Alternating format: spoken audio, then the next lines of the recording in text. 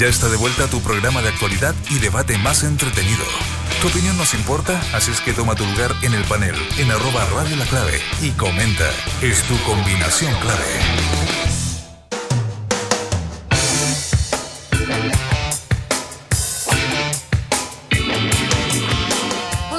10 minutos, sigues en Combinación Clave. Estamos con Jorge Ramírez de Libertad y Desarrollo, Max Quitral, académico de la Universidad Arturo Prat. Estamos con Mauricio Daza, abogado, que va a entrar al tema de ACE Inversions también. 12:30 hoy día presentamos la querella.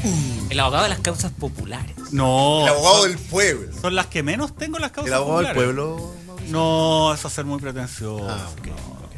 No, es que Abogado. Mauricio tiene causas que son de relevancia pública, aparecen en los medios, pero también tiene un montón de las otras. Claro, pues esas son las que, trabaja con las que todo el uno día. vive. ¿Yo puedo colocar una declaración No. tuya en un medio, Mauricio? ¿Cuál? No. ¿Dije algo? ¿Pero He fue hecho fuera cosas del muy- aire o al No, la aire? dijo- Yo no certifico Perfilado, nada. Mauricio. Epa, No, epa.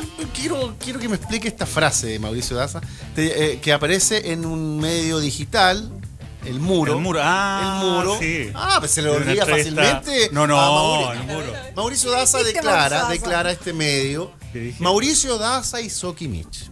Ya. El Servicio de Impuestos Internos, fuertes declaraciones, quiere proteger a los involucrados que son de la nueva mayoría. Ya. Es una, ¿Qué dices es eso? una interpretación de lo que dije. Porque ¿Qué no dice ve- eso, porque señor Daza? porque no presenta las querellas, ¿no? Los medios me malinterpretaron. Ya, pero Porque no No, presenta es las la querellas, típica, ¿o es la no? típica. no, pero no. en la lógica de Mauricio dice, el abogado de la Fundación Ciudadano Inteligente No, lo dije a título personal, quiero califica de decirlo. ¿no? obscuro el actual escenario eso sí. protagonizado por el Servicio de Impuestos Internos y su falta de presentación de querellas en casos Okimich.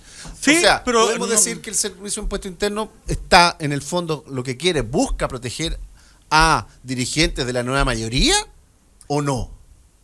Lo que yo sostengo es lo siguiente: el servicio No a lo de Mata, impuestos por favor, no internos, al el senador servicio, Mata. no a lo Mata. No, directo. Pero lo al de grano. Mata fue pero una clase, aprendan los que quieran meterse a política, una clase de culebreo, pero una Sí. cosa maravillosa, yo lo Cantinfleo admiro. puro, cantinfleo De puro. Frente a la Culebreo. pregunta, ¿hay derecho a reemplazo en huelga, sí o no? Oye, pero dio una vuelta maravillosa, yo lo felicito al Bien senador es Mata cierto, porque no es menos cierto. es una Por favor, cosa maravillosa. Pero, por favor, es que vamos solamente a la ley. La ley no habla del reemplazo interno, sino que le pone esta Adecuación frase necesaria. Adecuación Yo creo que necesaria. esta declaración, el rector de Adecuación una universidad necesaria. privada que quiere dar un curso de House of Cards debería tomarla y colocarla y proyectarla a los Oye, estudiantes. pero digamos, me parece ahí hay otro tema de las universidades privadas que no están suficientemente reguladas, que una de las consecuencias es que los programas y planes dependen del capricho del controlador. Un curso de House of Cards, por favor. Además debe ser la versión gringa, ni siquiera la Macondo. inglesa. Esto es Que Macondo. bueno, la inglesa tiene mucho más matices, qué sé yo. Es Macondo. Por para quienes no saben de que House of Cards con Kevin Spacey, ¿no? Sí. Es un remake, es una versión de una gran serie de la BBC. Para salir en defensa de la universidad cuestionada, en universidades muy prestigiadas, Sí, por es ejemplo, en verdad. Princeton hay un curso de la política en Juego de Tronos, por Ay, ejemplo. Está bien, pero es un curso, no un paren ramo. porque no entiendo nada. Un ¿Dónde ramo, hay un un ramo, ramo de un House ramo, of Cards? no. ¿Hay un ramo ¿Podemos de nombrar House of Cards? la...? No, por supuesto. ¿Le vamos a ¿Dónde? hacer publicidad gratis? No, pero No sé. dale nomás. se quedan- En la del El rector senador Ibáñez. Ibáñez, y- el ¿cómo se señor llama? Benítez. El señor dio- Benítez, claro. dio las típicas entrevistas de verano, ¿no? Donde no hay mucha pauta, entonces él llegó Yo me y fue desconecto, así bastante que no tuve inteligente. idea, no ¿ah? tuve Entonces idea. él dijo, mire, ¿sabe qué? Van a hacer un ramo de House of Cards, ¿no?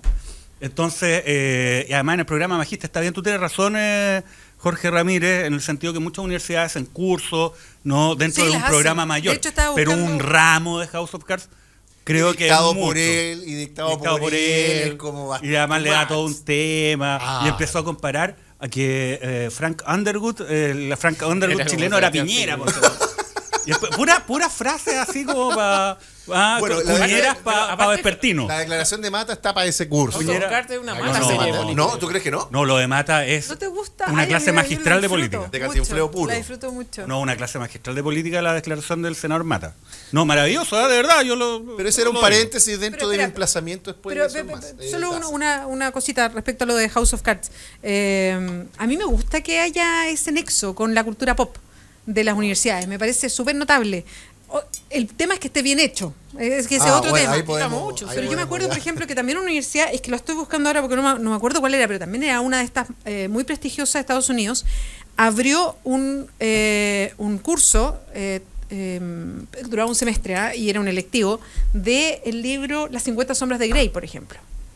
Que ahí sigue, porque ese libro es súper ninguneado por todo el mundo. Yo siempre digo que yo lo leí, lo pasé chancho leyéndolo, me divertí mucho. Pero ese libro hiper ninguneado tenía también una clase, un análisis del tipo de escritura, de las cosas, de las teclas que toca, una cosa más sociológica.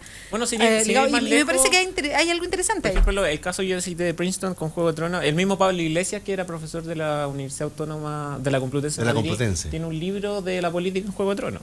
Y, o sea, se ahora estila Juego de mucho Tronos es un curso de política maravilloso, sí, o sea, es una Es esto, serie. pero de repente un ramo, de repente en un contexto que no sé cuál vaya a ser el contenido, hay poca Taller regulación. puede dar para Sí, un taller. sí. Bueno, pero para un taller, Sí. pero para un ramo. Bueno, eso. Eso ¿Me, era lo que me va quería a señalar. ¿Me va a responder, señor Daza, mi pregunta? O está culebreando, Sí, Mauricio Daza. aprendió rápido Sí. el senador Propósito, Mata. ¿verdad? Aprendió rápido el El senador Mata. maestro Mata. Oye, Vamos a eso porque me llama mucho la atención y quiero tu opinión. No, a ver, la verdad es que hay una conducta que es errática, poco consistente del Servicio de Impuestos Internos en todo lo que se vincula con el caso SQM sobre todo. Y esto es inconsistente en relación a la conducta que ellos tuvieron en el caso Penta. Obviamente en Penta ellos colocaron las querellas, hicieron todo este despliegue, ¿no? Bastante rápido. Y también cuando aparecían personeros de la derecha, ¿no? Relacionados con financiamiento ilícito. Sin embargo, cuando se abre SQM, que fue un descubrimiento que se da en el contexto de la investigación Penta, ahí empiezan, digamos, a dar pasos hacia atrás, empiezan las presiones, además que la señaló el propio Llorrat, ¿no? Estas reuniones con emisarios del ministro del Interior, que no eran ni más ni menos el emisario que el abogado de Patricio Contés, el gerente de SQM, abogado en esta causa, ¿no? Para que, digamos, ver alguna salida, no entregar los documentos. Esto es algo que no lo digo yo, lo dice el ex director Llorrat y el ex subdirector jurídico del servicio. Y si uno observa entonces los emplazamientos que ha hecho Jorge Abbott, el fiscal nacional, en el sentido de decir, ya sabe que nosotros le hemos mandado todos los antecedentes, presenten las querellas, hay querellas que no se han presentado en contra de Marco Enrique Dominami, en contra de Lawrence Goldborn, en contra de Pablo Longueira. Contra la elite, no hay defensa de la elite. Entonces la verdad es que claro, ¿y qué es lo que dice? Y creo que salió hace poco, ayer o antes de ayer, el director del Servicio de Impuestos Internos diciendo, ¿sabe qué? Es que nuestra función no es presentar querellas. Oye, ¿dónde se ha visto, por favor? Entonces, ¿qué pasó con las primeras querellas que abrieron esta causa en la lista tributaria? Su función es hacer cumplir la ley, bajo un criterio objetivo, técnico. Y sobre todo si los tribunales piden las querellas del Servicio de Impuestos Internos para hacer, o sea, cuando el director del servicio dice, nuestra función no es esa, bueno, sí, es parte de sus funciones. Pero también yo me temo, ¿me entendés? Que acá todos se están peloteando básicamente el revólver que va a poner fin, va a matar esta causa, que yo creo que para allá vamos, ¿no? En el sentido de que, claro, la Fiscalía llega y dice, oye, ¿sabe qué? Yo sin querella al Servicio de Impuestos Internos no presento. Mentira, po. Claro que puede actuar. De hecho, esa fue una pelea que se sostuvo al comienzo de esta causa. La peleamos junto al Ministerio Público en los tribunales y se ganó, donde se dijo, ¿sabe qué? No se requiere una querella nominativa. Y además, fíjate lo que ocurrió en febrero, una cosa bien insólita. Sacan a Emiliano Arias, que era el fiscal que llevaba esta causa, de manera muy profesional, un fiscal además que tiene una experiencia conocida en juicios de esta naturaleza, y ponen a Pablo Gómez Niada, el fiscal regional de Valparaíso, una persona que no tiene ninguna trayectoria en causas que se vinculan a este tipo de delitos complejos, y resulta que da una entrevista en el Mercurio donde dice, mire, ¿sabe qué? Acá ninguna persona va a ir presa en el caso SQM. Además, todas estas personas tienen dos atenuantes, colaboración sustancial y reparación celosa del mal causado, así que no se haga ninguna expectativa. Oye, por favor, este fiscal tiene una investigación que está en curso, está abierta, donde todavía faltan diligencias y faltan los resultados de esas diligencias. Y además le reconoce colaboración sustancial a personas que no han ido a declarar, que no han puesto un peso. Que han guardado silencio en que han guardado, algunos no, casos, ni siquiera han sido citados a declarar, pero él desde ya dice, no, todos estos tienen estas atenuantes, reconociendo la atenuante a todos por el diario, cuando recién asume la investigación, un fiscal manifiestamente incompetente a partir de su trayectoria para poder investigar este tipo de casos. Entonces digamos que estamos en un escenario que no es muy promisorio respecto de la investigación de SQM, y SQM es clave porque SQM fue la caja de financiamiento de gran parte de la política chilena. Y yendo al tema del Servicio de Impuestos Internos, bueno, si no se opera con criterios técnicos, se operará con otro tipo de criterios. Y si es una autoridad de confianza del poder político de turno, y es el poder político de turno el que está finalmente afectado en esto, bueno, claro, algo ocurrirá respecto a este tema. Y eso también hacerle un flaco favor a los miles de funcionarios del Servicio de Impuestos Internos, fíjate, que no están con cargos políticos y que tratan de hacer una labor que es bastante profesional y rigurosa en todo lo que se vincula con el cumplir y hacer cumplir la ley tributaria. Pero no, desde la dirección sabe que en este caso sí, en este caso no, y ahora resulta que no es función del director del Servicio de Impuestos Internos colocar querella para sacarse el bulto de encima. Impresentable. Impresentable. ¿Qué se puede hacer en ese caso? Porque en el fondo va a cuestionarse aún más la labor del Servicio de Impuestos Internos, que tiene doble forma de operar. Por un lado, para la señora María, que no genera boleta, va y sanciona y persigue y está ahí presionando. La Kermés, ¿cierto? Que era la preocupación en su momento determinado. Pero por el otro lado, no ¿sabe qué? No nos compete eso, no tenemos por qué intervenir, porque no es la función del Servicio de Impuestos Internos. Entonces, este cantinfleo permanente del Servicio de Impuestos Internos obedece a la protección de la elite, nada más. O sea, yo no lo veo con otro caso, esa es la interpretación, esa es la interpretación que dio el Muro, ¿no? Un gran sitio digital, como varios sitios digitales pequeños que están tratando de poner temas que los grandes medios no toman. Esa es la interpretación que se dio ahí de lo que yo señalé, pero acá, ¿cuál es el problema? Finalmente tienes un Servicio de Impuestos Internos que es razonable sostener estaría capturado por el poder político, por lo menos su dirección, y por otra parte tiene una fiscalía que no tiene la voluntad real de verdad de poder investigar esta causa. Entonces estamos en un escenario en el cual yo creo que están buscando la fórmula para venderle a la comunidad la mejor manera de decirle, ¿sabe qué? No vamos a investigar más. Y esto se quedó hasta acá. Eso creo que va a ser impresentable. Es un flaco favor el tratar de poner en juego la credibilidad en instituciones a costa de salvar un puñado de personas. Eso le hace mal a nuestra democracia, al corto plazo. Además, el Servicio de Impuestos Internos se ha resentido mucho, siendo que era como el baluarte y con la confianza total en el Servicio de Impuestos Internos, y una encuesta lo podría medir hoy día cómo ha bajado la credibilidad en el servicio, y que es vital, un servicio vital para mantener un Estado. Chiquillos, los quiero devolver a un tema que estábamos viendo desde temprano, que es lo que pasó con ACE Inversions o Inversions. Tenemos en línea, y pónganse los fonos, a Rafael Garay, él es economista de asesorías e inversiones Think and Come. Rafael Garay, en diciembre, y es lo que quiero partir preguntándole, ya ponía sus ojos en esta empresa, entendiendo que había algo raro. Le vamos a preguntar a él mejor para que nos explique más. Ha estado dando hartas entrevistas Rafael Garay, apuntando también a otras empresas que le parece que es extraño su ganancia o retorno. Rafael, ¿cómo estás? Muchas gracias por atendernos. Hola Andrés, ¿cómo estás? Gusto saludarte. También un gran saludo a las personas que están ahí en el panel. Claro, Jorge Ramírez, Max Quitral, Mauricio Daza. Rafael, lo primero, ¿tú desde antes advertiste lo que pasaba con esta empresa ACE Inversions y por qué? Mira, fíjate que yo tuve acceso al contrato de mutuo, ¿cierto? Que es algo que no es habitual en el mundo de las inversiones en el cual trabajo, más o menos en agosto, ¿eh?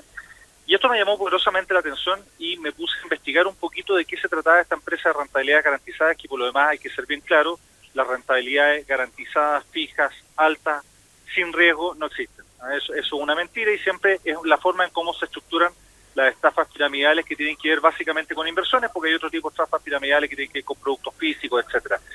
Entonces, al empezar a investigar, me di cuenta de un detalle, y el detalle era que esta empresa no invertía. Es decir, una empresa de inversiones que ofrece rentabilidad al cliente y que capta a estos clientes, no estaba invirtiendo los recursos para obtener las rentabilidades, y ahí me di cuenta que lo que estaban haciendo básicamente era utilizar los dineros de los clientes para pagar las rentabilidades garantizadas, y esos esquemas duran en general, estos esquemas piramidales, entre 3 y 5 años. Como estaba bastante seguro de lo que estaba diciendo, en diciembre decidí dar el nombre de la empresa al aire en Radio Conquistador, donde tengo mi programa, decir que era un esquema piramidal que recomendaba tener ojo, y el 6 de enero publiqué también una columna al respecto en Publimetro, que me pareció un medio bien masivo para poder llegar con este tema, pero lamentablemente lo que vimos, ¿cierto?, el día de ayer o de anteayer, es que esta empresa baja la cortina básicamente porque ya no le queda ni un solo peso.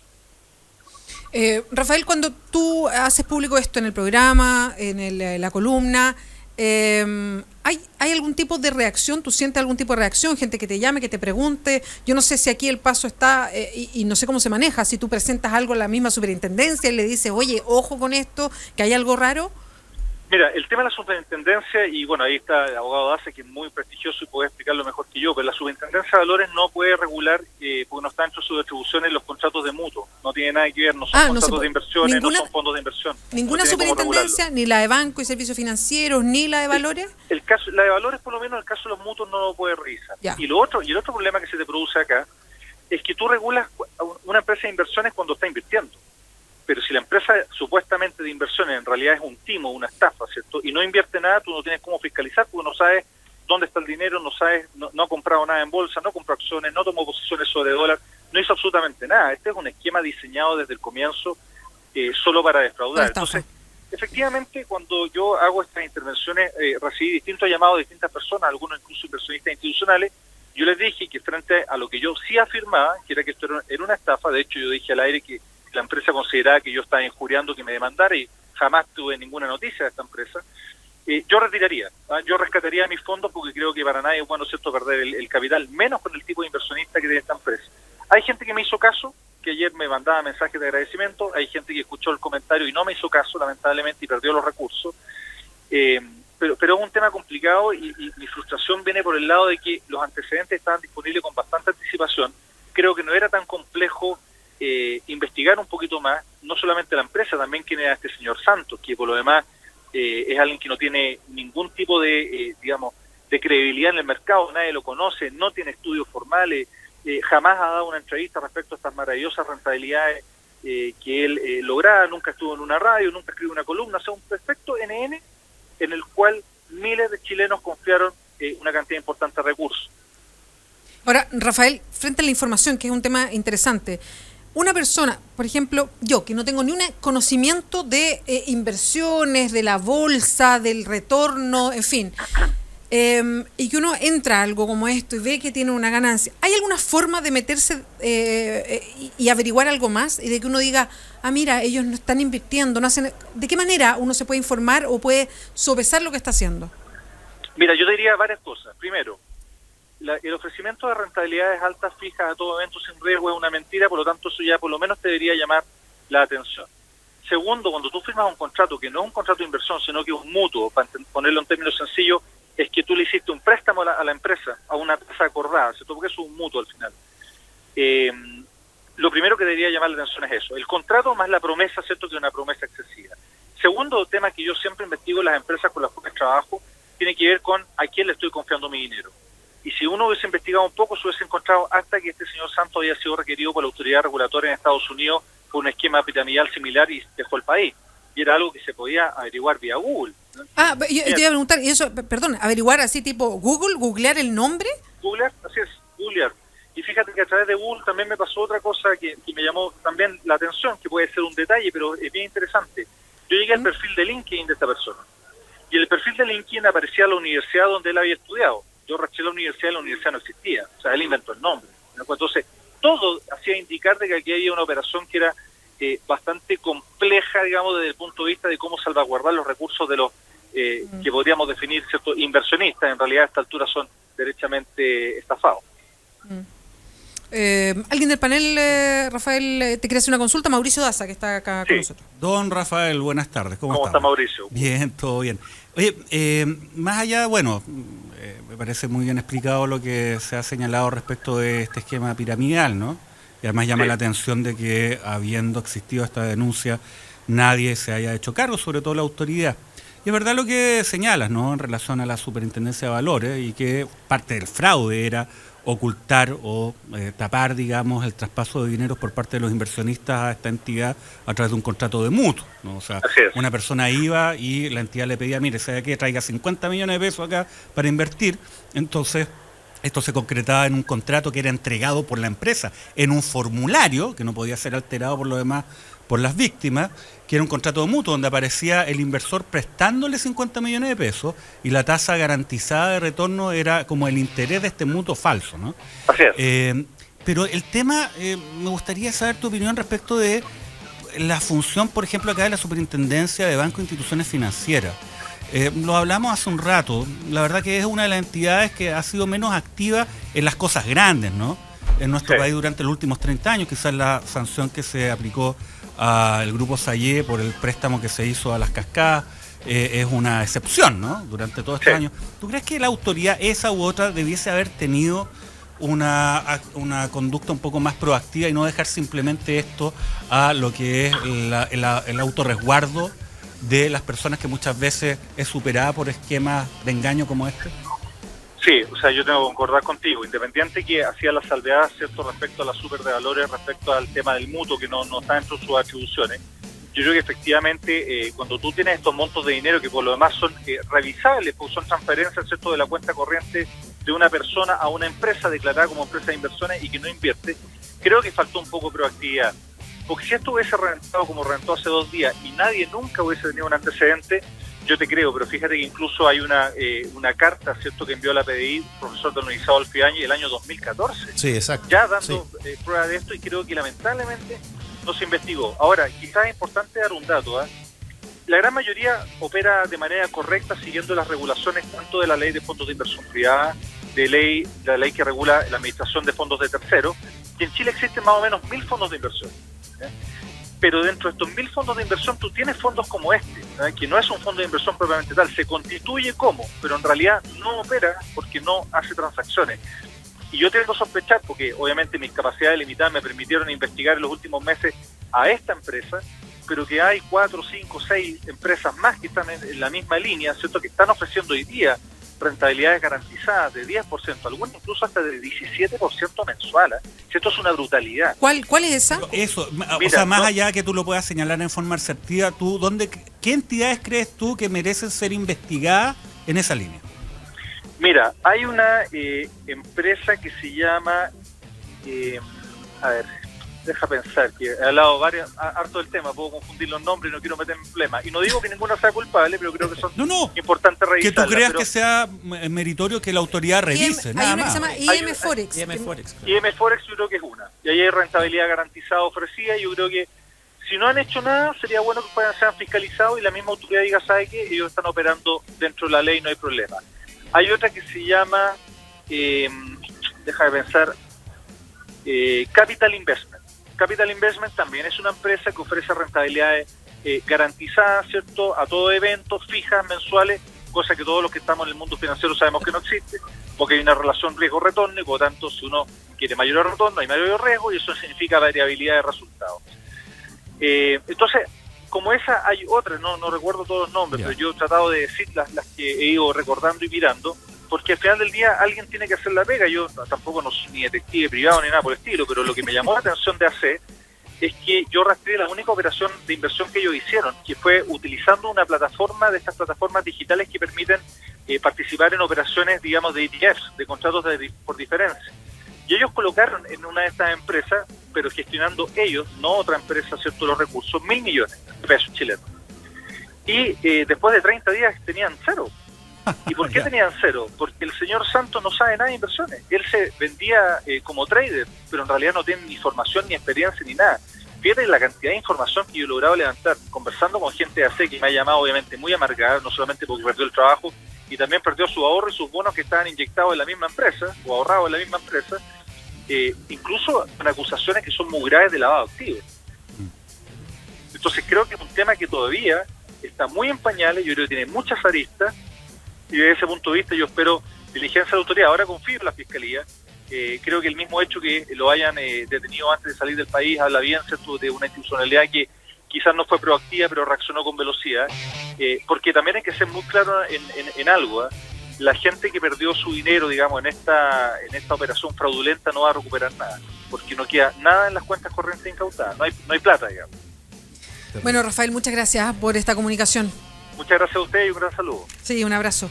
Ahí estaba Rafael Garay, es economista de asesorías de inversiones Think & Com, y nos contaba un poquito la historia de cómo empezó a mirar con más detalle esto por personas que le preguntaban por AC Inversions y poniendo la alerta de otras empresas que funcionan parecido. De hecho, esta IM Forex, hicimos el ejercicio de la mañana, meternos a su página web y aparece la página web, pero aparece una carta donde llaman a la tranquilidad a los clientes.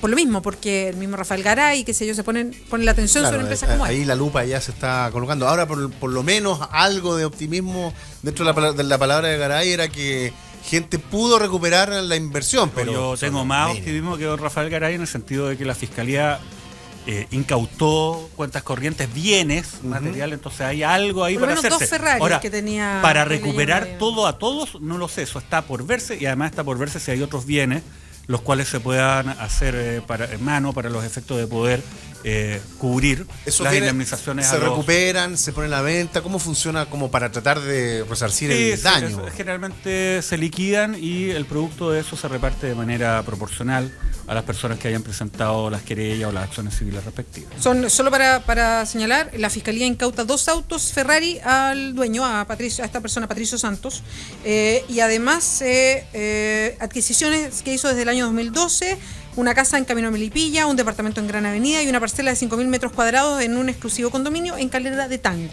además de los Ferrari. ¿Y el resto de los socios también se le podrá pedir algo? Porque no solamente es Santos, sino que hay 2 más. Aquí había una empresa que se llama Patricio Santos EIRL, el nombre AC Investors es de fantasía. Y los dineros que tenían que depositar las personas que fueron víctimas de esta estafa tenían que ir a esa cuenta corriente o a la cuenta corriente de esa compañía. Entonces, que es una IRL, una sociedad de una sola persona, como se denomina, una empresa unipersonal. Entonces, claro, él es el principal responsable. Pero hay personas que colaboraron, Renzo Muñoz, que yo les hablaba, que era el captador, entre varios otros. Entonces, obviamente acá hay una madeja que se tiene que... ilícita, pues. Y ojo, claro, y ojo por lo con menos un concierto, digamos, de ojo, Mauricio, con lo que sale en EMOL, que recopilando esto de los autos que decía yo recién, en las últimas horas pasaron las denuncias de 922 a 1.140 y ojo, se corrigió al alza el perjuicio, que pasó de 14.000 millones a 32.000 millones de pesos. Así es. No, si esto lo que estamos viendo es la punta de un gigantesco iceberg. Y sabes que lo más preocupante es lo que dice Rafael Garay, en el sentido que hay otras entidades que hoy día están operando de esa forma. Si es verdad que están operando de esa forma, entonces significa que el capital invertido ahí no existe. Por eso es tan importante de que la autoridad haga la fiscalización para establecer o descartar el que hayan otras compañías que estén operando de esa forma. Ya, chiquillos, muchas gracias por acompañarnos, por quedarse un ratito más en este panel apasionado de los días jueves. El día jueves. Mauricio Daza, Max Quitral, Jorge Ramírez, muchas gracias. Nos volvemos a encontrar la próxima semana. Que les vaya bien. Y nosotros rápido a una pausa.